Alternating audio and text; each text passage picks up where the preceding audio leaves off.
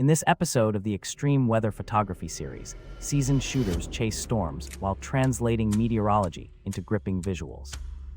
They reveal hurricane captures, detailing safety protocols, protective gear, shutter timing, and how radar data shapes every frame.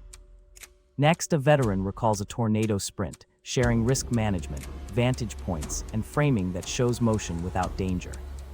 The journey continues through a brutal blizzard, where snow camouflage, battery life, and windshield frost become the real opponents. Each lesson builds a practical toolkit of ethical, science-based techniques that empower viewers to chase knowledge as much as spectacle.